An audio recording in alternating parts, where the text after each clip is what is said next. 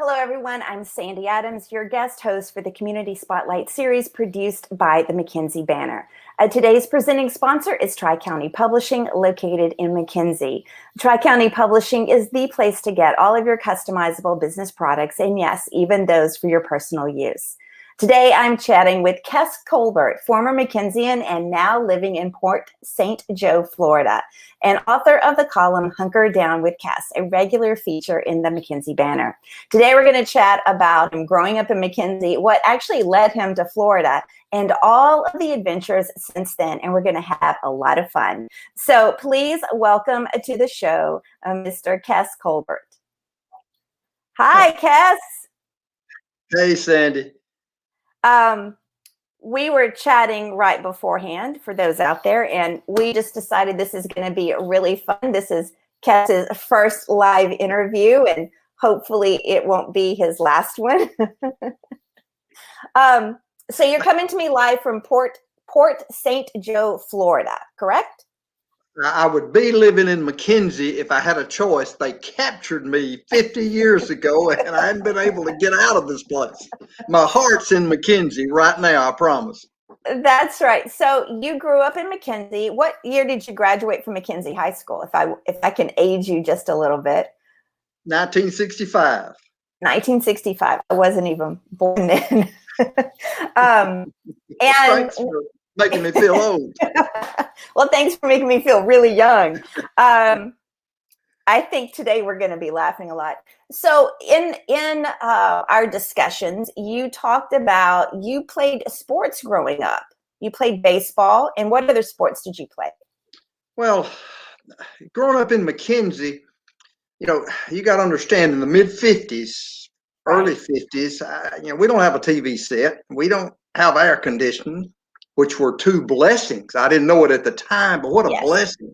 We were outside and we got to make up our own pictures. Isn't that much better than television? It is. We played baseball during the baseball season in every vacant lot, field. I mean, it didn't make any difference. Whether we could gather up 5 or 6 guys, we choose up sides and play. So we began playing just, I wouldn't say organized baseball, but it was to us. And we played every day, all day long in the summertime. School interrupted us a little. We can talk about that. We can talk about school later. But mostly baseball. And of course, in the wintertime, we played football. My mother worried about me playing high school football when we had helmets and shoulder pads and all this stuff to wear to protect us. She should have seen us in the backyard of Billy Gwaltney's house from when we were about 10 years old with no pads. We ran over each other. We rode each other's back. We knocked eyeballs out. I mean, we just had a great time playing football. What a wonderful time to grow up, Sandy, in the 50s in McKenzie, Tennessee. It was just unbelievable because everybody loved everybody. The world was a little slower. Pace was a little slower. Sometimes we thought it was too slow, but then you look back on it years later and realize how perfect it was. My mom didn't have to say, don't get in a car with strangers. We didn't have any strangers. I mean, we knew everybody in town. And it was just a tremendous place. The World War II was over. We hadn't got into some of the things we were going to get into in the 60s, that the turmoil and a bunch of things that we won't go into here. But the 50s were to me, just a perfect time and a perfect place to grow up. And the sports that you mentioned was a big part of it. I had some kind of ball going year round. So you played, if I don't get you confused with somebody else, my mind kind of gets confused with everybody I meet. You played football, baseball, and basketball? Oh, yes. But you understand, McKenzie High School was just such a great place, and we just went from one sport to the other, and I didn't even think about it. Now, I didn't say I played very good. I just played all three, and a bunch of us did. I mean, I wasn't alone in that. Right. But whatever season was, and it's the reason that I got into coaching and teaching later, which I guess we may be heading there after a while. We're going to get there. I'm in junior high, and Coach Rogers, I don't think he knew a lot about football Mr. Bill Rogers, great guy, but he let us play. He got us organized. Let me interrupt 1 second for some of the younger people out there. Bill Rogers ended up being the principal of the elementary school when I was in school. Yes. Yeah. Just a great guy. And again, I don't mean this in a negative way. I mean it in a very positive way. I don't think he was a great maybe football coach. He might not have known a whole lot about football, but guess what? He got us out there. He organized us. He showed up. He loved us. He taught us. And I got to play organized. You know, we actually got helmets. Right. We got those shoulder pads that I'd been playing for years without.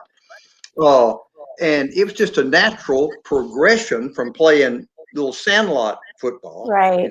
I started out in the front yard. It would be me and David, my little brother, against my older brother, Leon, who could he was World War II older than us. My parents had him in 42 before the war. Well, Dad's gone for 3 years and in the South Pacific. And I'm born when we get back. And you'd be amazed, Sandy, the number of guys that I went to school where their older brother was in Leon's class and the younger brother were in my class. That was just a fact of life because of World War II. But Leon was 5 years older. He could beat the heck out of us. And me and David, we got toughened up. But what I'm saying, what a progression just to go from sandlot and playing. You finally get to junior high and you go to, playing football. Basketball was Coach Scott was a junior high basketball coach. He was the head football coach in high school. And I just liked those guys. I admired those guys. I got to play in basketball for John Camp. Oh, just what a great guy. I mean, he was the most intense guy I've ever seen at basketball practice. He was serious. And I was a little bit afraid of him. And then I developed a respect and the admiration. And then I fell in love with the guy just because he's there every day, encouraging.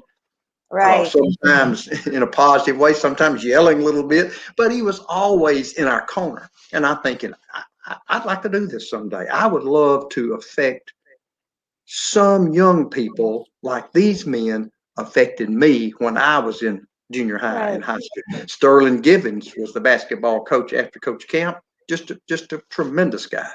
And so that got me into teaching and coaching later. So I think Coach Camp was just inducted into the McKenzie Sports Hall of Fame, I think. He should have been. He should have been inducted in 1963 when I was playing for him. What are some other memories of growing up in McKenzie? Some of like the first ones that come to your mind? Oh gosh, the swimming pool. I could talk all day. It was just down the street from us, Stonewall Street. I lived out at the end of Stonewall. So is that the one that was made out of the concrete blocks? That would be it. Roe and Bell Alexander. I remember it when I was little. It was not, I don't think it was in use, but I remember the remains of it. Yeah, 1963 was, I believe, the last year. Roe had an opportunity to sell it to some land developers, but I worked at that swimming pool when I was about 8 years old when I started picking up paper, and they let me in free. And then I got to work in the little concession stand when I was 12 or 13. I got to be 14 or 15. I just moved up to lifeguard and did that till they closed the pool. And then I went to Tommy Hill service station to work because I love Jane Hill. I'm thinking I'm going to go to the service station and work for Mr. Hill because he's got the prettiest daughter in town, you know. When you know it, Jane wouldn't come down to the service station. I worked there 2 summers and she wouldn't come see me. So that was a kind of a bummer. But the swimming pool was great. The Park Theater, though, was the place we gathered. On the square, and you're very familiar with Park Theater. Again, we didn't have TV. The Park Theater was air conditioned. We couldn't believe it. We went in the summer just to cool off. When we weren't out at the ice house, borrowing some ice. Well, they were great to us at the ice house on those hot days. But you got to understand, we'd never been anywhere. We didn't know to go anywhere. We couldn't go anywhere, and so we go to that Park Theater, and I see Roy Rogers in old California, and I'm thinking, I'm in California. Gene Autry Right. does south of the border, and he's in Mexico now. He might have been in the back lot of the old Tucson studio, but I thought he was in Mexico. And I'm thinking, man, I'm in Mexico. And then you cannot believe this. Tarzan would come on, and we're outside of Nairobi in the jungle.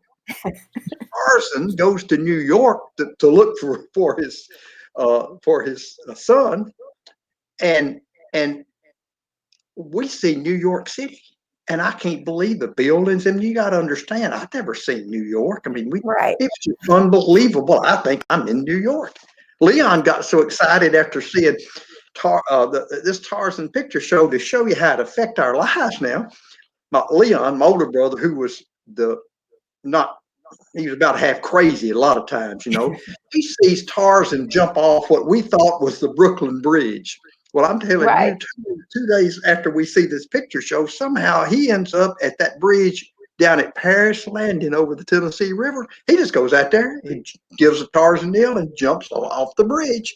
That's how much the Park Theater affected our lives and our growing up days. And we didn't realize that Tennessee River current was as strong. Or that he could be killed jumping off the bridge. We had down that bank. I thought we lost him. I mean, he swam and floated and sunk, and half a mile down the river, he finally staggered to the shore. And we ran out and kind of grabbed Jackie Burns, and Nicky Joe Stafford kind of brought him back to the bank. And Leon coughed about twice, spit up some water, and looked at me and said, "Who's next?" Okay, for those listening, this is not an invitation to go and repeat that. There you go. But again, that's how that affected. That was just a great part of the swimming pool. The theater was just a great part of growing up in McKenzie in the 50s. I'm probably going to regret asking this, but did you guys ever climb the Paris Water Tower? Oh. Well, I'm going to get a guy in trouble. Yogi's father, Bobby Brewer's father, worked for the McKenzie Water Department, so we had kind of an inside track to get in that little gate. Yes. Oh, at the McKenzie Water Tower. Yeah. We climbed that one time or twice. Well, I don't think you can be arrested now. I think is there a statute of limitations? I think there's a statute of limitations. You can see the lights of Huntington from the top of that water tower. I'm telling you, it was unbelievable.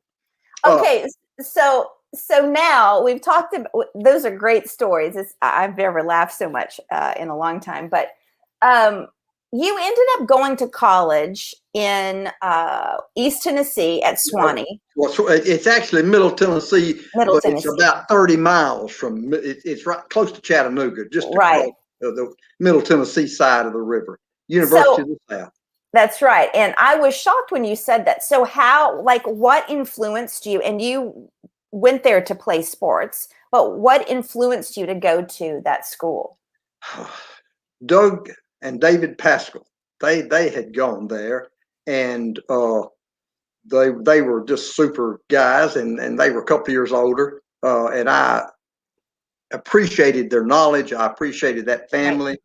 And so I said, well, if it's good enough for the Pascal guys, it's good enough for me. And Martin, their little brother, went to Ole Miss, great guy. Kind of say a word about school teachers. Sure. Because the Pascal's parents, Mr. Pascal and Miss Velna Gray Pascal, she taught history, social studies in junior high. Possibly, I had the best teachers. You cannot imagine how great the teachers were. Miss Betty Blades in the first grade, Miss Dorothy Booth, Miss Belle Alexander. I can name every one of them. Just great people. Miss Pascal might have been the best of the lot. Just she didn't teach as much as she loved that knowledge into us. Made me Miss Barbara Clark. God, yeah, I'm in sophomore English, and I'm supposed to hate Shakespeare and God, Edgar Allan Poe didn't make any sense, and Charles Dickens. And I'm thinking, who are these people? And Miss Barbara Clark has got me reading these guys and being interested in these guys. And I still quote the Raven, that poem. I say it today because Miss Clark said you need to read this and learn it. And I can't thank those people enough. You know, Right. they are not nameless faces to me, or nameless people to me. Man, I think about them every day. I'm writing about them, you know, 50, 60 years after I went to Right. school there, because they meant that much to me. And because I had those teachers, because they said, you need to get this education, son, I ended up at the University of South, pretty good school. You know, I knew I'd read the credentials and knew pretty Right. good place to be. And I enjoyed that. So you played sports in college. What sports did you play? Well, I played football till I got hurt. I played baseball. I played every inning of every game of baseball. And it's a small school. It was 850 boys, all boys, Okay. when I was Okay. there. They accepted girls the year after I graduated. That might tell you something about the class of 1969. I don't know. You can figure that one out for yourself. But anyway, they started taking girls after we left, and it was small. And the assistant football coach was the assistant basketball coach. That's how small the school was. Right. So he says, Kes, we need one more person to scrimmage. You got to come out for basketball. I said, I'm not a college basketball player, coach. Well, turned out I was. Whether He you was wanted to bigger be or than I not. was, and I was afraid of him. And so I played a little basketball, not very much, but I helped. I hope I helped anyway. And I got a college degree from there. And what And was your college degree in? history. History, that's right. Yeah, And we talked because I had asked you what your favorite part of history was, and you finally said Will Rogers. Well, there's no part of history I don't like, but Will Rogers may be the greatest American of all times, and Okay. I appreciate him. Herbert Hoover is going to be Okay. close to him for Okay. for lots of reasons. A president that most people only think he caused the Great Depression. That's all they know about him today. But Right. Herbert Hoover was a great guy. Will Rogers was born in 1879, and by 18, you don't want the whole story, but 1806, 1906, 1907, he gets into vaudeville and begins to he's got a roping act and riding a horse. Right. But as he rides in ropes on these little stages in New York, he starts talking about the situation of the day. Well, the people get to listening to him more than they're watching him rope and ride. Pretty soon he gets rid of the rope and the horse, and just starts commenting on the things. Right. By 1920, he's got syndicated newspaper articles. He's doing in 1922 starts a syndicated column. He's just writing little things about life that people can relate to. Right. It's just great. I mean, every president, and no political agenda, and no malice in his heart, and no intent in his little jokes. But Calvin Coolidge, was a very quiet president and dignified and didn't say much. Will Rogers said that Calvin Coolidge didn't say nothing. But the good thing is he said it better than anybody else. He just made comments about the things and situations of the day. He worried about the Great Depression, and I know you don't want to hear the whole thing about it, but he gave money. He showed up and did concerts. It's amazing how he worked for the people of the United States of America. And he always talked about, it's not Congress, it's not the president, it's the great majority. Right. We're always going to be taken care of, because no matter how bad, and this is not a statement about today, this is a statement made in the 1920s, but Will Rogers said, man, the president, they're not smart enough to mess it up so bad that the great majority can't fix it. Congress can't get it so broke that the great majority can't fix it. And what a great, and he did it with a smile. He said, if there's no malice in your heart, there can be none in your little jokes. And I just thought, that just for 1,000 reasons, I think he's a wonderful guy. And if I'm trying to write like anybody, I want to write like Will Rogers, where I can make it a little humorous, maybe get a point across, and offend no one. Right. One of your stories, and I think this was why you were in college, you actually worked at the Grand Ole Opry. Ladies and gentlemen, you're now standing on stage of the world-famous Grand Ole Opry House in Nashville, Tennessee. You will notice off to the left the stained glass windows, the characteristic turkey leaves down below, denoting that this building was once a tabernacle. In 1885, Captain Tom Ryman, yeah, I gave that talk once. I cannot believe you remember all that. So how long did you work there? I worked there one summer. I had a job with the National Life and Accident Insurance Company in 1968, the summer, and they owned WSM Radio, which owned the Grand Ole Opry. First day I'm there, I met a guy, and I said, "How do I get to work at the Opry?" And he sent me to see Mr. Bud Wendell, and I just got a job just talking and giving tours and stuff of the Grand Ole Opry House. And best part was when the show started every Saturday night, my job ended, so I just walked around shaking hands with Marty Robbins and Johnny Cash and Loretta Lynn. I told Loretta Lynn I loved her. So what was a memorable story about meeting one of those country artists? Telling Loretta Lynn that you loved her. Yes. What was her response? She said, "I appreciate that, son." And I said, "You sure look nice tonight, Miss Lynn." And she looked me up there about once or twice and said, "You ain't looking too bad your own self."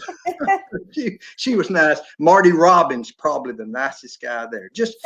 And I think I just learned that, and I didn't know. I mean, I just fell into this job. I didn't do anything to be there. I just happened to fall into a great situation.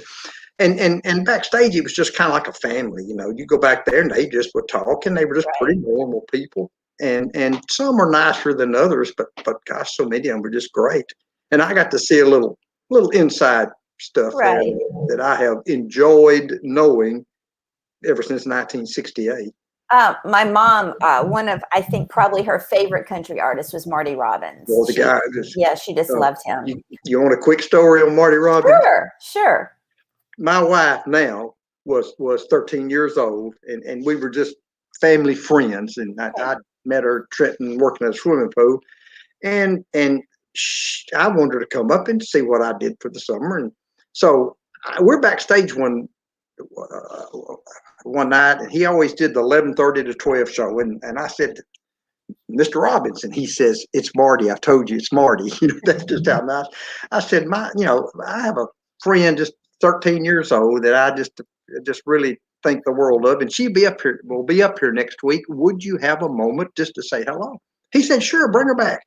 And then he said, "What's her name?" And I said, "Kathy." Well, a week later, of course, he finishes his show, and there's 100 people wanting autographs, and they're crowded around, and I'm thinking, this is not going to work. And he, halfway through, kind of put his head, like, "Wait a minute." And I stand over there, and in a few minutes, he gets through it. He walks right over, bends down, and says, "This must be Kathy." Kathy has not spoken to him yet. She couldn't get anything out. So I just thought it was great that he would remember her name, and it was just a great person. And I didn't know him, and he didn't know me. We were not friends, but we had met and talked a few times.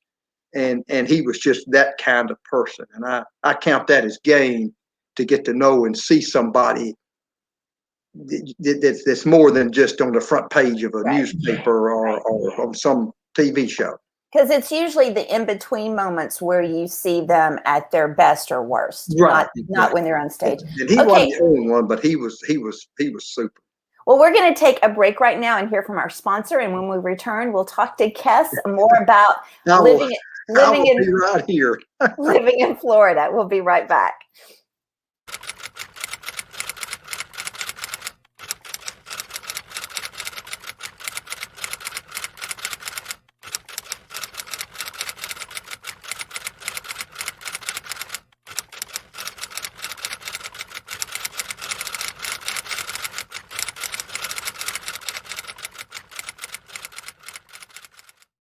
How's it look?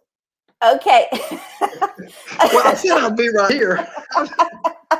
Okay, for welcome back. For those that are just now joining us, we're talking live with Kesley Colbert, former McKenzian. He lives in Port St. Joe, Florida, near Apalachicola, which I just learned about. And now we're going to talk about, so Kes, after college, you ended up going to Florida. And I asked you, I was like really shocked because you moved straight to Florida. And as much as you loved McKenzie, what led you to Florida? Well, they had a job for me. McKenzie didn't. And it's like so many things in life. And you don't think about it at the time. And I'm not sure all the forces that were involved, but one of the assistant football and baseball coaches at Swanee was from Port St. Joe. He was there my first 2 years. He came back to Port St. Joe to be the principal of the high school here. And I was graduating in '69, and he called me about March or April and said, Kes, boy, I'd love for you to come and teach history and coach football and baseball. And I thought, well, that's kind of what I wouldn't mind doing, but I want to do it in McKenzie. I don't want to do it in Port St. Joe, but McKenzie didn't call. And so I said, well, I'm going to go for a year or two. And then when I get ready to really start my life, then I'm going to go home. Right. Well, we won a few football games and a lot of football games, which I had nothing to do with. I was just a young assistant, but things just really fell into place. And we won a state championship my third year here, and we just kept. That's pretty impressive because Port St. Joe is really a small town. I think I looked and it has like 3,000 people in it. Boy, you must have called us on a good day. There must have been a lot of people in town to go into the beach if there was 3,000. We were 2A in those days. We're 1A now. We've dropped a little bit, but and it just the people here were very nice. They were super nice. And so I just stayed. I married Kathy after she got out of college, and I didn't see her for. It was that Marty Robbins knowing who she was that was the kicker. Yes. But that worked out in a way I wouldn't believe, and it was a kind of just a super story. But she came for a year, and we thought, well, we'll go back to Tennessee, and she liked it, and we just made friends. Great church here, and so we have just kind of stayed. I've often thought if I had it to do over again, I would have bought the City Cafe in McKenzie, Tennessee when I graduated. That I'd have run the City Cafe. That would have been my dream job. Didn't work out. Or maybe Frank's Dairy Bar. That would have been before your time. That's before my time. We hung out at Frank's Dairy Bar, and but Port St. Joe's been great. They have been super nice to me, and that's how I got into the writing business. The guy that owned the local paper, I was always, everywhere I went, and I believe you might could understand this.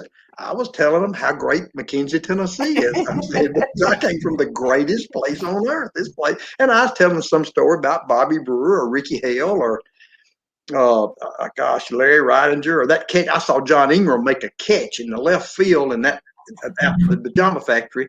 I'm telling you, the greatest catch I've ever seen. And I tell people those stories, and then me and Buddy getting stuck in the fight up at the Skyway Grill. All that's the best fight I've ever. I wasn't really in it. I just got hit once.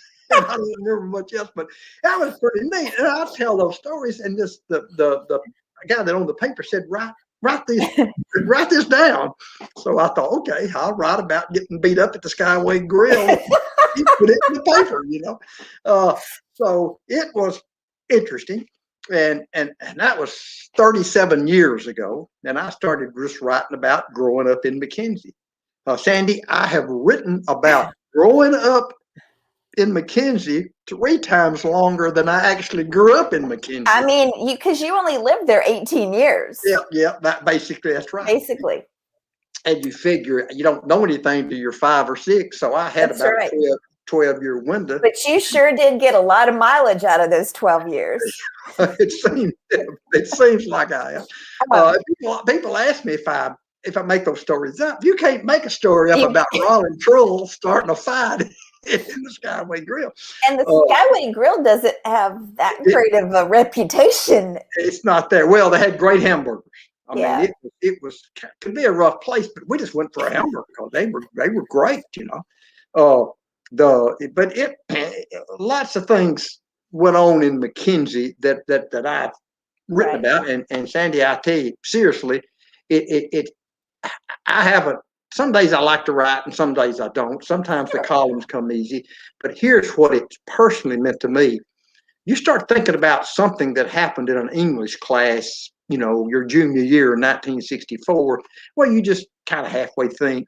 But if you're going to write a story about it, you sit down and you start thinking about, getting to class, what it was like, who sat in front of you, who I have no memory. Yeah, and it's helped me recall so many things. And I've embellished a story or two, but I don't think I'm smart enough just to make something up. I'm going to base it on something that happened. And I don't know when I tricked Joel into putting it in the McKenzie Banner. That's been 10 or 12 years ago. I don't even remember exactly how that all came about. Is your column, is it weekly or is it once a month? It's weekly, but it feels like it's every 30 minutes. I mean, it goes around often. And it's a mixed blessing. I about written myself out, and yet I still enjoy just, I didn't know how much I love McKenzie probably till I started writing, Right. I think of a guy like Robert Hall, who owned the Western Auto Store. And he was amazing. We didn't have any money. We'd go down there and we would look at every baseball glove and we'd pick up the baseballs and we'd handle the bikes and move them around and think, boy, I wish I had this Western flower. And he knew we wasn't going to buy anything. Right. We had no money. He let us look all day long. Isn't that wonderful? I mean, you think about that. He knew we couldn't buy anything, but he didn't say, you kids go away or y'all get out or come back when you've got money. Mr. Hall let us look all we wanted to. Mr. J.A. Abernathy at Abernathy's Hardware did the same thing. Bailey Moore Wrinkle at his hardware store did it. James Williams, we'd go down and just hang around the 5 and dime store, the Ben Franklin store on the corner. Right. And Mr.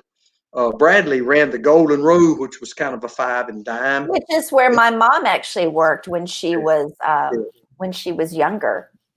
Well, I spent a lot of time just rumbling around out there, and you just, I don't think that happened everywhere in the world. Maybe it did, but that's why I count its gain, and that's why I'm talking about McKenzie years after I left.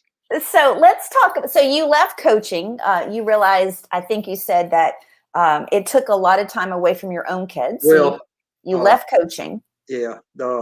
I told you about my dad. My dad had a 3rd grade education and had no education, hardly intelligent, smart guy, but no formal learning. Well, it was very important that that we go to college. I mean, we talked about that a little bit. Dad demanded that we go. I think he wanted us to have what he missed. And he drove a truck for a living. He was gone a lot. And that was just the way he provided for us. Right. And so I was coaching baseball and football and teaching all day. And I woke up one morning when my kids were about 6 and 3 and thought, I might as well be driving a truck in Texas or Oklahoma someplace. Right. I don't see my kids. And so I thought I was going to get out of coaching. I was 12 years into teaching and coaching, and I just bought a little abstract company, and my friend and I bought this abstract title company, and I got out of it. Of course, the coach that had been the head coach there said, Kes, come on back and just hit me a little bit this year, to help me train these guys that are taking your place. Well, that turned into 30 more years of coaching. Right. Every coach would just get me back. So I don't know that I left the coaching, I left the teaching. And then I got corrupted and got into politics. So let's talk about the politics, because I believe you're the tax assessor or property assessor there. It's called property appraiser in Florida. It's called tax assessor in most different states. And the people here were the county, the Gulf County was kind enough to elect me for 7 terms, 28 years, and I appreciated every vote and every one of them.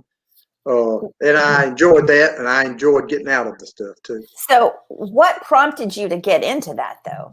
Well, I had a title company, and I was at the courthouse every day looking up title searches. People will want to buy or sell property, and they had to know if the title was good, and they would come and pay us to look at their title and make sure there's no outstanding liens and you were getting what you were paying for and stuff like that. Well, I'm at the courthouse every day, and people said, we have a situation. It's not great down here in this corner office. How about running for it? And I said, no, I'm not going to do that.